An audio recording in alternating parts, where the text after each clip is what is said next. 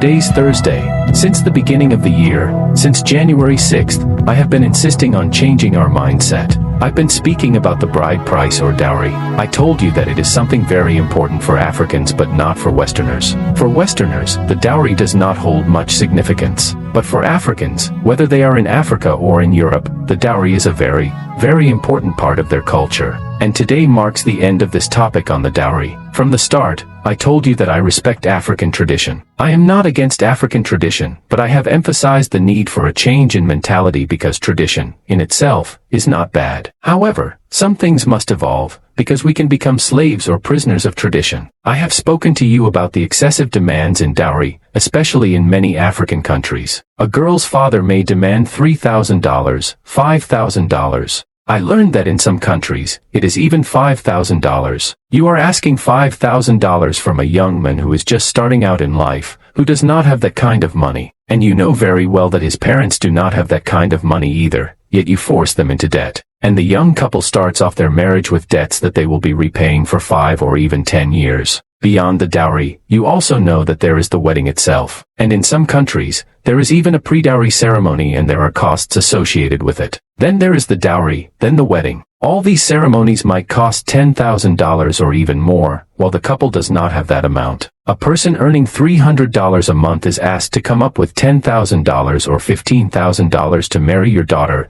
and you are happy, you are proud. This is why I insist that the mentality must change. If the young man is rich, if he has a lot of money, or if his father is wealthy and wants to show off his wealth, I have no issue with that. But I am speaking on behalf of those who do not have the means. This is where the mentality must change. I strongly emphasize the love of parents. Here, I am particularly addressing the father of the daughter. I have taken the time to demonstrate that when a bride price must be negotiated, it turns the daughter into merchandise. In some countries, as I have told you, people demand 20 crates of beer. Why 20 crates of beer? You ask for a television. You ask for bags of flour, bags of rice. All of this makes it seem like your daughter is an opportunity for you to enrich yourself. I find this to be unjust because many young people are giving up on marriage. They give up. They prefer to live with their fiancé as husband and wife without actually being married. In other words, you are encouraging fornication. They live in fornication because they do not know what else to do. And often, those who demand these large sums have no financial problems themselves. You are retired. You have your house. You live well with your wife. But you demand all this money. Why? This is what must change. The mentality must change. If you love your child, you will do everything necessary for their well-being. You might even sacrifice some of your own interests for your child. Because in John chapter 10, verse 11, Jesus said that he is the good shepherd. He explained what a good shepherd is. The good shepherd gives his life for his sheep. You, the father of the daughter, are a shepherd. You play the role of a shepherd because you have raised her from birth, and you are a shepherd. The good shepherd lays down his life for his sheep. So if you are the shepherd of your daughter, you must make an effort. You must make sacrifices for your daughter. I have insisted on this, saying that if your daughter is getting married, you are supposed to help her, support her, bless her, not just with words, but also with the means that you have. Instead of exploiting her, instead of profiting from her, you should bless her. That is how we recognize a father who has been transformed. All these couples who are wealthy today, who have cars, who have houses, they did not start that way. Most of them started with humble beginnings. Most started without a house, without a car.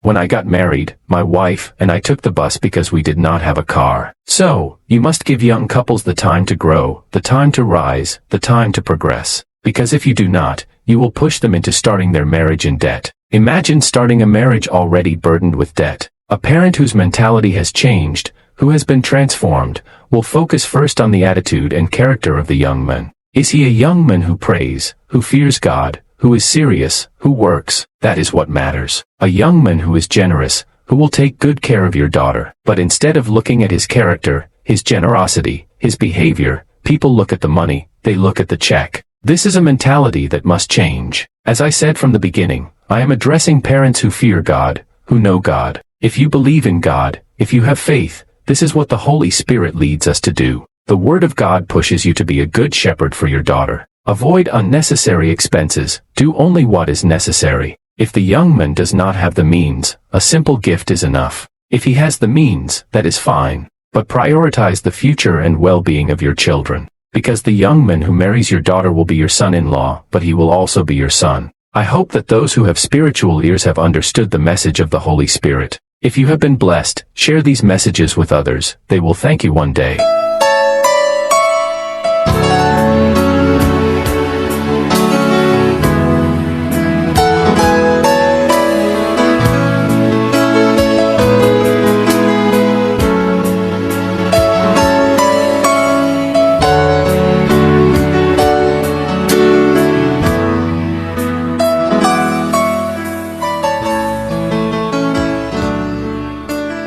We're now in the teaching portion of the broadcast, and we're going to continue our study of the second letter of Paul to the Thessalonians. We are now in the second chapter. I had asked you to read ahead to the second chapter so it can be easy for you to follow as I teach. Here, Paul is specifically talking about the Antichrist. You know that we have already talked in detail about the Antichrist. We spoke about the coming of Jesus in 1 Thessalonians chapter 4. Paul explained clearly that Jesus will return to take the church. He was talking about the rapture. But today, many people confuse the rapture with the end of the world. That's why, whenever something terrible happens, people often say it's the end of the world. I remember that in the late 1990s, people were saying that the year 2000 would be the end of the world. Every time something happens, people talk about the end of the world. But the end of the world is very different from the rapture. I have taken the time to explain this. The end of the world will come after the 1,000-year reign, when Jesus will have ruled here on earth. So it is important to distinguish between the two, the end of the world and the rapture. They are two completely different events. Now let's see what Paul says in the second chapter. In the first verse, he says, "Now, brethren, concerning the coming of our Lord Jesus Christ and our gathering together to him, we ask you, not to be soon shaken in mind or troubled, either by spirit or by word or by letter, as if from us, as though the day of Christ had come." Do you understand this? There were people saying that Jesus had already come. This was during Paul's time. But even today, I know of doctrines that claim the rapture has already taken place. They say that Jesus has already come to take the church. Even today, there are teachings that say the rapture has already happened. Here, Paul says, they tell you that the day of the Lord has already come. And if you have ever heard that, or if you are in a doctrine where they tell you that Jesus has already come to take the church, you need to know that this is a lie. It is contrary to 2 Thessalonians chapter 2, verses 1 to 2. It contradicts what Paul says, and Paul was inspired by the Holy Spirit. The rapture has not yet happened because in 1 Thessalonians chapter 4, we are clearly told what will take place. I won't go back to it now, because we have already spent enough time discussing it. In verse 3, he says, "Let no one deceive you by any means, for the day will not come unless the falling away comes first." What is he talking about here? He is talking about the Antichrist. In the first letter of John, he talks about the spirit of the Antichrist, but here, Paul is talking about the Antichrist in the flesh. He must come. One day, we will see the Antichrist. Since Paul's time, people have been talking about the Antichrist. Everywhere, people speak about the Antichrist. Even today, we hear about the Antichrist, the spirit of the Antichrist, and what is to come.